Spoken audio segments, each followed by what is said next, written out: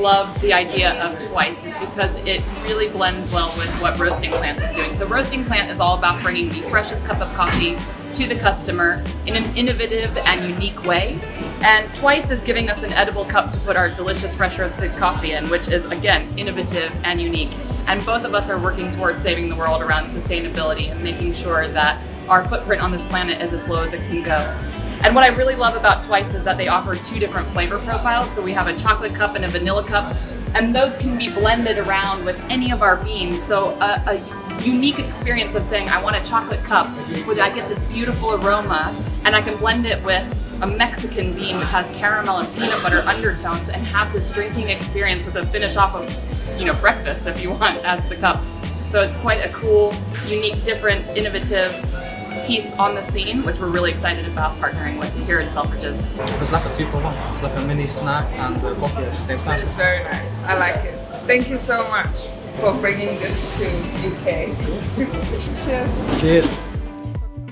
Jamie, welcome to the show. Thank you. Thanks for having me. Just to let the people know how I come across you and how we actually met. I think it's an interesting always story, and I'll remember for a long, long time for myself. Yeah. So people who don't know me, Bridge, we've got Jamie on the show, and how I know Jamie is I reached out for an account manager job, and that's how I know Jamie. I reached out on LinkedIn. I was like, mate, I need this job, and looks exciting, looks brilliant. Everything fits the bill that I want. And I went above and beyond in applying it. I reached out, find Jamie on it, and reached out to him. But I never thought that Jamie would be here and we would be doing something like this, which is a superbly exciting thing for me. So Jamie, before we can kick it off and get deep dive into Twice, right? I mean, let the audience know what Twice is. I mean, I know personally what it is. I've been a bit of journey. I've read a lot of stuff about it, but I think people who actually have no idea what Twice is, could you please let them know, what Twice is? Introduce the Twice to the market. Yeah, sure. So Twice is a food technology company. Yeah. Which is, I guess, headquartered in Auckland in New Zealand here. And we specialize in the machinery and know-how to manufacture edible cups. Wow. Yeah. So those that have seen us around will have seen us making edible cups, which has kind of been our testing kind of ground, our testing market here in New Zealand to now. I guess we'll get into that later and get into the weeds of it, but now moving on and moving that machinery into around the world. Yeah. So how did the idea come? I mean, let's start on the top, right? I mean, edible cups, right? People think of cups and that's it. That's my stop. I mean, I'm a person who is more into cup with a lot of designs and fancy cups on my table, which I love. Yeah. But edible cups, how did the idea come across? Yeah, it's a weird one. I think we were at the beach one day, kind of like family beach trip, and my then girlfriend, now wife, that's how long we've been doing this, said we were kind of just talking about business ideas and what could we do, and I've always kind of had my own little businesses and kind of side hustles going. And she said, what if you could make a coffee cup that you could eat? Wow. And then we were like, oh yeah, okay, yeah, next idea kind of thing, and then I kind of started ticking, my mind started ticking, and I think a couple of weeks later I kind of said to her, I said, I think that could be quite cool. And then kind of slowly. Wasn't it the idea that the first idea everybody thinks, okay, what's the next, Yeah. Definitely one of those brainstorm, when you're quick firing, what can we do? This. Yes, absolutely. Yeah. And in talking about, more like the idea is there 100%, you started an idea, initiated a conversation, but how did you, what kind of challenges you might have come across, or you may have come across, or you still have it, maybe? I'm sure Always. It's always, right? So what was the toughest pain point from that initiation of that idea to starting that first step? Yeah. What was that? I think probably, I guess, making something that was going to work, I guess, like minimum viable product was our first kind of hurdle. Yeah. And so I started playing with like muffin tins and just random things in the kitchen. Yeah. And not great results, but I was doing something, and then my father, Stephen, who's one of the co-founders of Twice, he's got a very engineering type mind. And he said, you're going to need some kind of custom equipment to make this stuff. The walls need to be higher because muffin tins only like that, so you can only really have a shot of coffee. So we wanted a proper 8-ounce cup. So Wow. And then that was the first mold that we made, and actually, so the date on that is July 2016. So that's when we made our first mold. Well, that's what I love, right? And the dates and everything is there. The person exactly knows there. When did he start? When that came into incorporation? Yeah. But talking about the edible stuff, right? I mean, talking about Twice itself, a lot of people, I mean, I've read a bit of, again, the simplest way to read something is more about going on the Google and reading about it, right? And people who think about the edible cups, everything comes to a mind from a sustainability point of view, right? And people love to buy something, ideally love to buy something sustainable is if it is cheaper than the traditional one, which is, we all know about it, right? What is there in the market? So how do you cope with that? How do you even manage to get over that mindset when you had that initial challenge that you want to get over that? I'm assuming that being one of the challenges during your initial period itself, right? Yeah, that's definitely been a challenge in the New Zealand market specifically. Plainly because making and selling things in New Zealand is expensive. So, we were never going to be a cheaper product than a paper or plastic cup. I say paper, paper with plastic or plastic. But that's really when the sales mind has to start kicking in, So, for example, when you buy a coffee in a takeaway cup, that vessel only serves one purpose, right? Yeah. It holds your hot coffee, then you throw it in the bin. True. So with the Twice cup, obviously, it holds your hot coffee, and it holds it for a lot longer than what people might assume that it holds it for. Hours. 4, 5, 6 hours and longer sometimes. Yeah. Wow. And then obviously you can eat it. So you're not just getting a cup to hold your coffee or ice cream or whatever you put in it. You're actually getting something with it as well. Wow. So then the sales mindset has to shift between, okay, customer, Mr. and Mrs. Customer, you're not paying for something to throw away. Is what you're doing when you're having a takeaway cup. You're throwing away money essentially. With a Twice cup, you're paying for additional value. So that's really when that kind of sales kind of tick has to come into play. Obviously, the idea is to make them a lot cheaper moving forward in other international markets. But But talking about people in this mindset of not throwing away and eating stuff, that whatever they're buying into, which is it's an idea in itself. Yeah. But how did you test the market? I mean, how did you know that people would love something like this? Even. I think our initial market test was really mostly social media based. Yeah. And we did a very soft launch in May of 2019.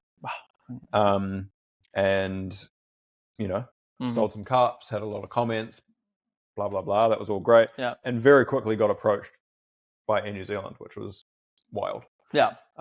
So that was kind of a little bit of like okay, maybe we're onto something here. And I remember very clearly we went down, Stephen and I, with some samples down to Fanshawe Street in the city to meet with Air New Zealand, and this was probably August, September of 2019. Yeah.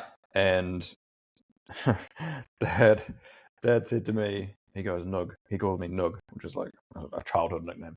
He goes, Nug, we're not ready for this. And at that time, we were making cups one at a time in a machine that we'd kind of hobbled together from parts of stuff that we'd made. And, Dad had designed the shape, which is slightly different to the shape that we've got now, much more ergonomic, and it was really beautiful to hold.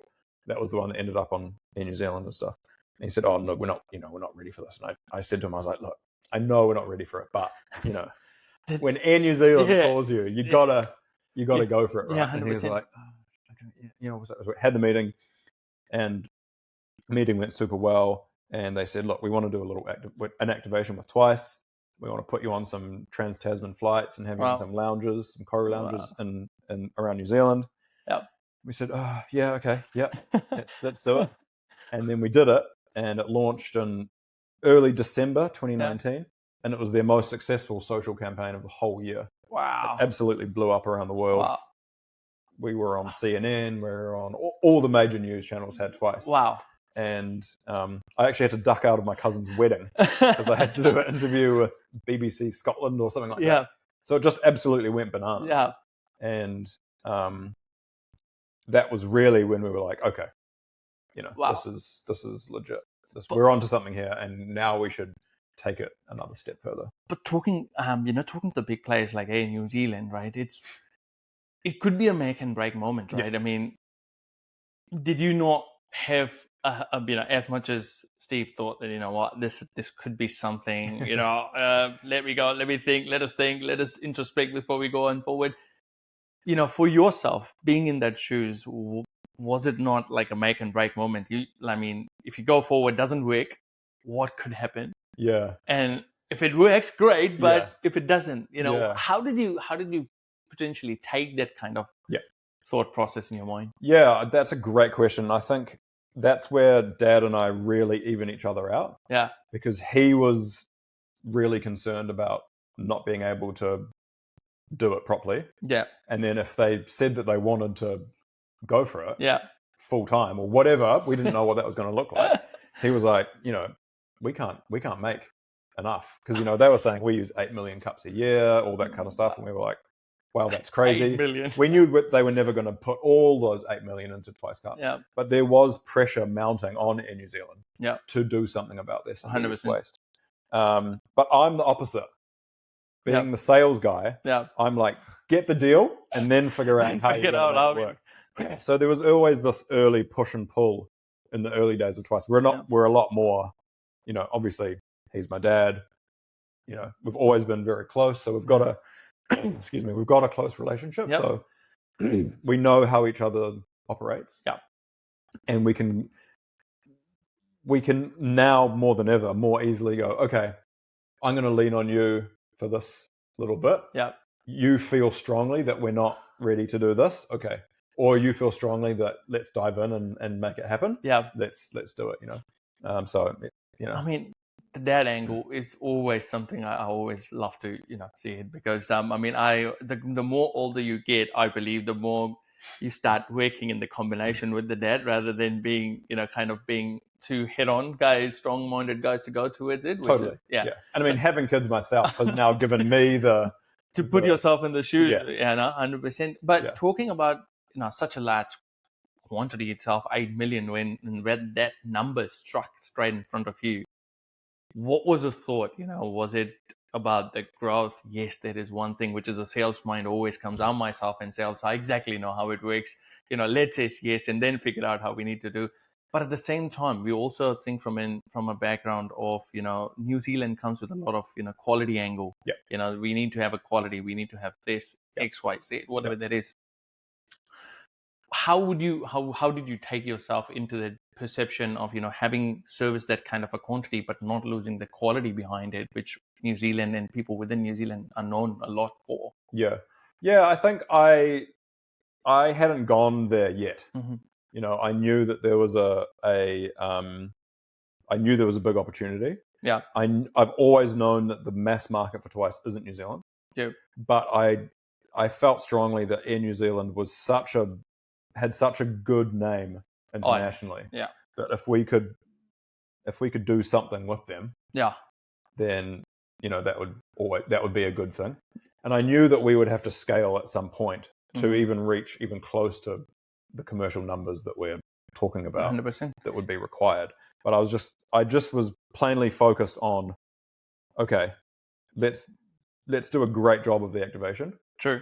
If it happens that they want to move forward, then that's great. And it just so happened that COVID came then after that and botched the whole thing. Yeah. But yeah, it was a great opportunity. Yeah. And it was I think my next question was about the COVID itself, because you said you guys were around that era of the 2019, 2020. Yeah. How did you guys manage that whole period, about the COVID thing?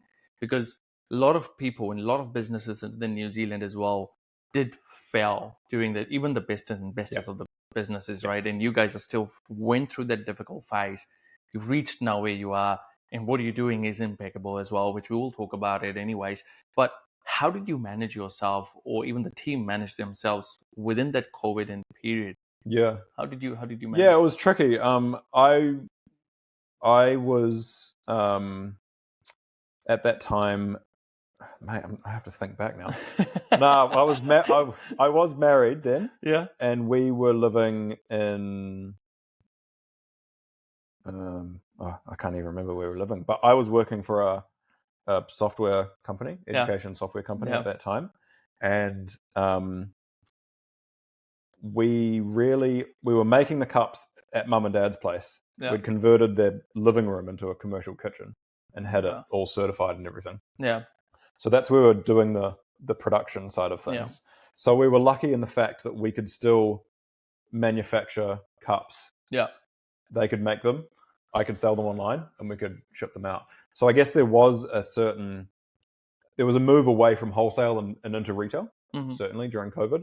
But what COVID really did for us was, because the world had stopped, we were able to start the commercialization process. That's good. So we used COVID for two main things. We used it to design and manufacture a machine, which is a similar machine to the one we've been using in our Auckland R&D facility, to build that. So that took us about 18 months to design and build and R&D that machine. R&D the machine, And we also used that time to certify as a B Corp and do a bunch of other things. So we really were starting to, because it's not going to last forever. Yep. And, we don't want to get too down in the roots of COVID, but we knew that, okay, this is going to, at some stage, we'll come out of this, and we need to be prepared for kind of what's going to happen. 100%. So we went into that with that mindset of going, okay, cool. What do we need? We need some level of scale. Yeah. We were lucky that we were family, so we were all in each other's bubble, 100%. and we could work together. And we were lucky that we were in the wider food industry, so we could kind of keep going as normal. Yeah. So we kind of did that. Yeah. And it worked. It actually worked quite well. Oh, that's quite interesting because a lot of people took a back step when it came to COVID, rather than thinking from a progressive mindset and using it for a research and development side of things. People might have thought, how can I get the business out of it? Yeah, I mean, we weren't at that stage. We weren't burning a lot of cash, which is good, which is great. But we were, we were very lucky to be in a position that we didn't have expensive commercial premises. We didn't have a big staff. I knew lots of people that had that. And so they had to cut staff, they had to cut wages, they had to 100%. argue about rent, their landlords. So we didn't have a lot of that. Yeah. So we were in a fortunate position. But we did. We're very I'm a very strategic person. Yeah. So we did think, okay, cool. How can we use this to our best advantage? And that's the beauty of having a family business as well. When it's all people within the business, within the family, that gets you the support, that gets you motivated. And even if you dig in yourself a day and think about some of the the worst things that could have happened during the COVID, the rest of the people bring you up and motivate you towards let's go for it. Let's go for it. We've done it so far, we can do it. Talking about the scaling side, right? I mean, we know what phase are you, but a lot of people in New Zealand, or people who within the startup industry itself, they wouldn't have explored the option of crowdfunding. Yeah. Where is this coming from? I know. Right? So tell us more about it. I mean, how did you explore? What motivated you about exploring the idea of crowdfunding? Yeah, definitely. Yeah. Crowdfunding is an interesting one. Yeah. And it's and to be frank, sitting here on the 20th of September, and our campaign goes live on Tuesday night. Yeah. I don't know how it's going to go. Yeah. Put it that way. I first called Anna, and I've got a very vivid memory of calling her. Yeah. Coming off State Highway 1, you go down 27 as you're going to Coromandel. Yeah. And there's a little pull-in area there. Oh yeah. And I pulled in there, and I remember having a conversation with her. This was years ago. Yeah. And we decided at that time that it wasn't for us. And we've actually nearly done a Kickstarter campaign as well, but we got talked out of that. So anyway, we've been playing with it for a long time. And the New Zealand, venture capital equity market is tricky. 100%. Very tricky. And we haven't found the right fit for Twice as yet in the New Zealand market. Yeah. And I'm not sure, I want to be careful what I say. I'm not sure that we will in New Zealand find a venture capital partner until maybe we don't require venture capital funding. I'm not sure. Yeah. But we need to fund the next stage of the business. Of course, 100%. So what's the best way to do that? Yeah. And we've got a lot of passionate people that have been following us, some for a long time. Yeah, true. I've gotten, over the last 6-7 years, I get emails all the time from people, mostly overseas. Yeah. I want to do Twice in my country. I want to distribute for Twice. I want to do this. I want to do that. I want to be involved. I want to invest. I don't have a very big ego, but we are one of the top edible cup companies in the world. If someone wants edible cup, we get a call. I get an email. So I've got a big community of people that have been following us for a long time. So it was kind of like, okay, if this is a way that we could fund the next stage of the project, because we've bootstrapped the whole thing for 9 years. Let's give it a go. And talking about, you said that there's a lot of people that people within the community knows understand that the edible cups is something that is in a big on the other stage, and people are interested into involving themselves in your business. Why not go that route, and why crowdfunding? Having a partnership directly with them, getting people involved rather than going this route. It's definitely a good question. We are at the stage now where we've engaged with numerous different potential partners overseas, but when we haven't to date been comfortable to enter those commercial agreements. Why is that? I think a lot of it is not a good reason. Okay. I think most of it is we haven't felt ready. Fair enough. And I think that's been a gut thing. Yeah. We've really done a 180 on that over the last kind of 6 to 12 months. Yeah. Where our technology has been, commercially stable for now about 3 years. That's great. So it's ready to enter new markets. So that process of working with people is definitely an exciting concept. But I think there's so much cost involved in establishing the business as a licensing technology company that it's almost a joint venture partnership, which I assume what you're talking about is on the cards for certain geographies. Got it. Mostly, I would probably say mostly parts of Europe and the US. That's great. Because those are our strongest patent, of course, territories. 100%.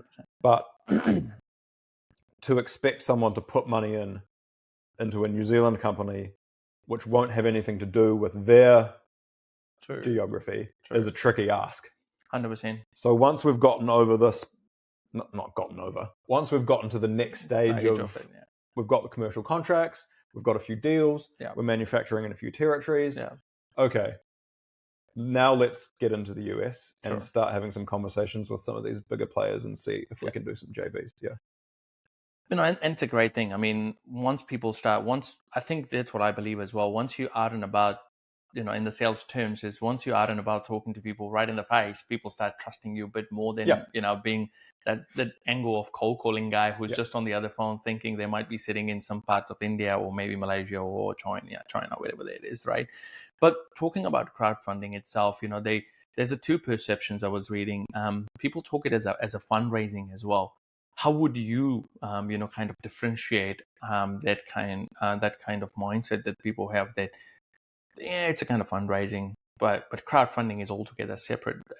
do you have any thoughts around it, or do you think that it is both a separate thing altogether? You mean fundraising versus equity, or Yeah, fundraising versus crowdfunding. Is there any differentiation between both of them, or is it more of a similar pattern that people need to think of? you mean fundraising from different sources? That's correct. Yeah, I mean, there's all sorts of ways you can get money. Yeah. And I think when someone says fundraising in New Zealand, I would assume they're talking to venture capital companies. Mm-hmm. And venture capital companies have a very narrow way of viewing potential companies that they invest in. They want massive returns. And we're kind of somewhere in the middle. Okay. We're not, in the short to medium term, I wouldn't say wouldn't. I really don't like using the term impossible, because nothing's impossible. True. But I don't think that we are in the revenue space that is going to create a big enough return for a venture capital company, especially in New Zealand. True. We're not a Rocket Lab. We're not a Sharesies. We're not going to be $1 billion company. Yeah. We're we have the potential to be, 100%. lower than that. And so then that creates different complications, and who do you go out to? So now you're talking to angels and high net worth families and family offices, things like that. Yeah. But the cool thing about crowdfunding is, for a product like this, which has some emotive direction, and I say that because a lot of people are emotionally invested in the idea of saving the planet, like we all should be. A product like ours has value on a platform, of course, like a crowdfunding platform. Whereas something that's a bit more boring is going to be harder to get people to. Talking about the crowdfunding itself, people who will be watching this, there will be a lot of people who would be maybe in your stage itself, and they have reached that peak. They want to go to that next stage. Or people maybe who are thinking from the strategies point of view, and crowdfunding may be one of the points on the list as well. What kind, or what would be that first step they need to take towards the crowdfunding or the initiation of that process, pretty much, right? Yeah. What is that first step? What would you like to tell people who might be listening to this and, taking a step back, thinking twice about going in this area? Yeah. I mean, I guess there's two main crowdfunding sites in New Zealand. There's Pledge Me and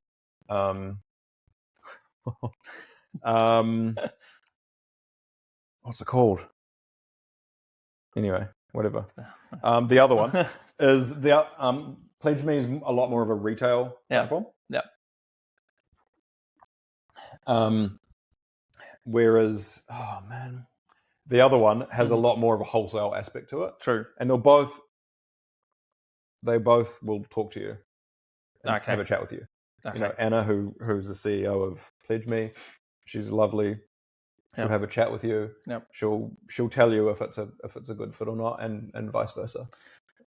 Yeah. Right. So that's easily the first step. So pretty much whoever is in this direction, talk to them, have a chat with them, present what they need to present, the case with Anna, and pretty much take it forward from the next step. Yeah. And have a look at the people in your category, if you're making a craft beer, there's been a lot of success with craft beer on Pledge Me, Almighty, which is the sparkling water company. Oh, yes, absolutely. They've done Snowball Effect. That's what it's called. Oh, boy. They've done 2 big raises through Snowball Effect. Wow. So there's a lot of different companies that you can go to and just have a chat with them and say, hey, how did you find it?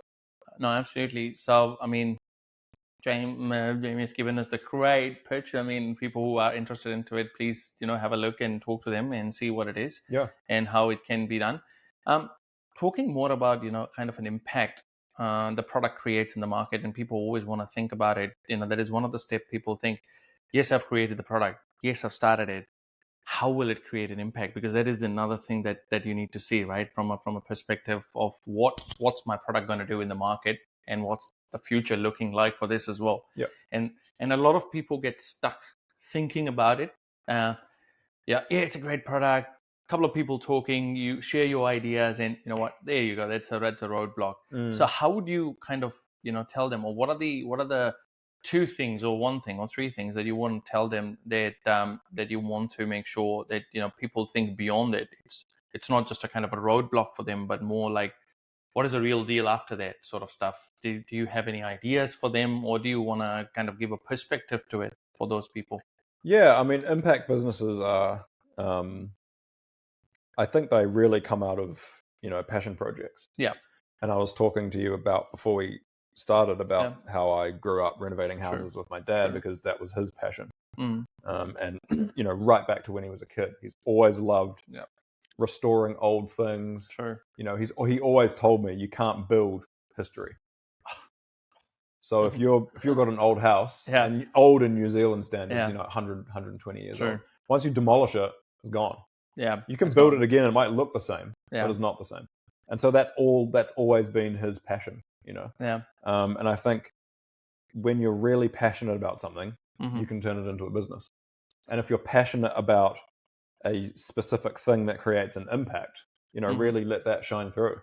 And talking about that, talking about the having a passion about something. You have a passion about this edible cup, and it's out and about. You've done so successfully. Being out and about and being in that area of kind of truly understanding what people is. How do you kind of make it more authentic to the people? I mean, if you want to, you fall into the category of more of a sustainability, kind of into sustainability, edible items, right? So how do you keep it authentic, keep that growing as well over the period of time and time? And so how would you do that, or what keeps you doing that? Yeah, we've been lucky because we've always seen, we started at the hard end of the market, which is a hot beverage and a biscuit. So we have a different understanding as an Indian community because we have a totally different understanding of dipping the biscuit. Exactly, yeah. I mean, I grew up dipping my ginger nuts in my tea as well, my coffee, or like Tim Tam Slam. I should have done a Tim Tam Slam here. But, so we started at the hard end. So then, therefore, anything other than that is easy. Yeah. So and we're in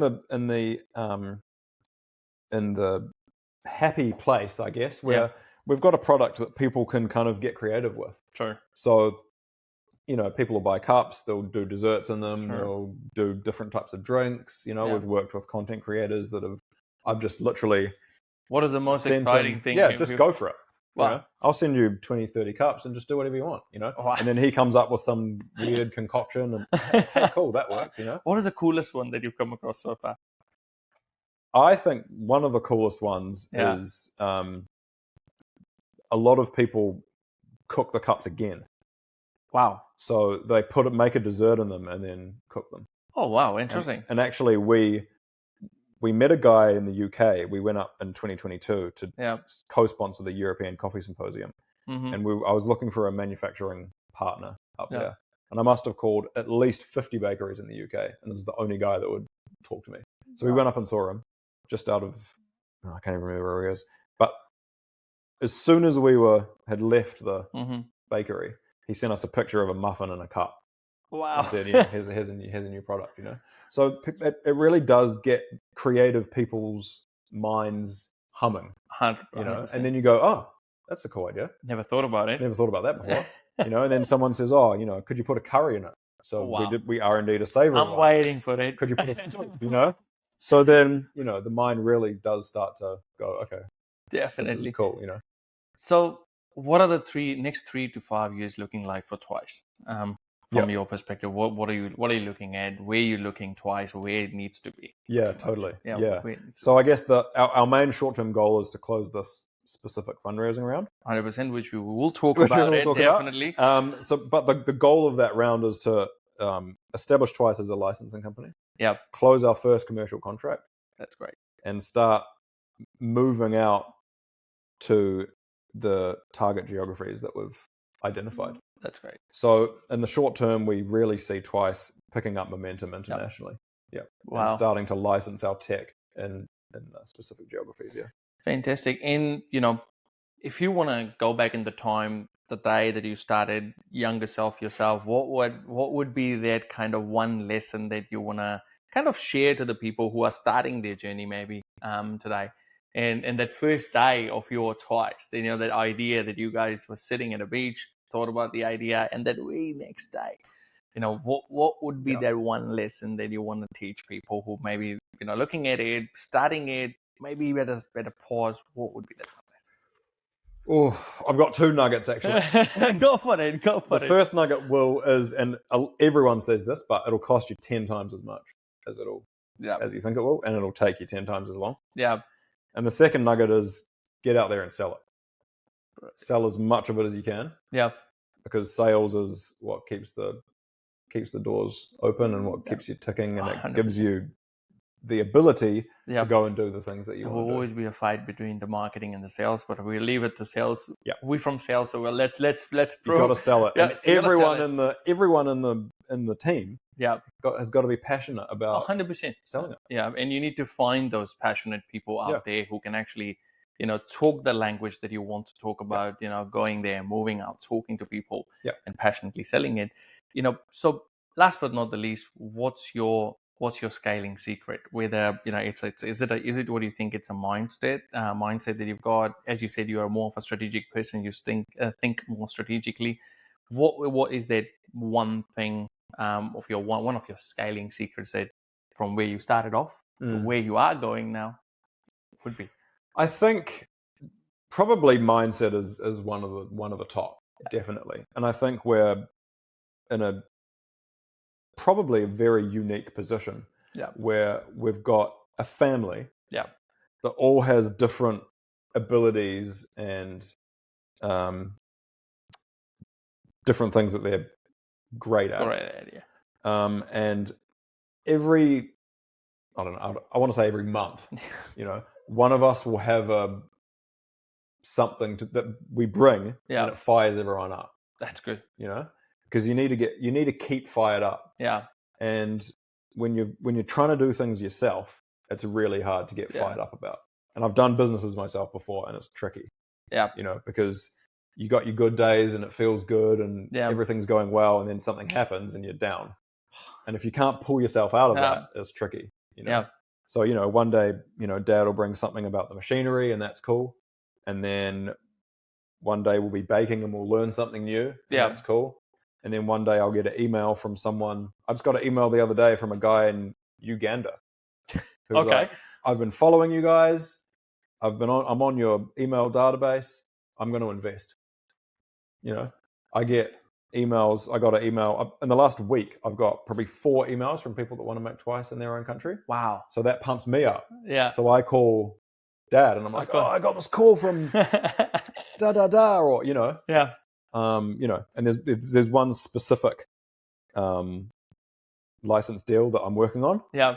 And I've been talking to them for about 12 months. Yeah. And it's heating up, you know, so that pumps me up, you know, and that's looking like that'll be the first one to go, you know, the first one to happen. So every time I talk to them, that pumps me up. So just maintaining the level of the energy, you know, and we say there's like a couple of sayings that we say. Yeah. It'll be like, we're so close, or it's about to happen. To happen. You know, yeah.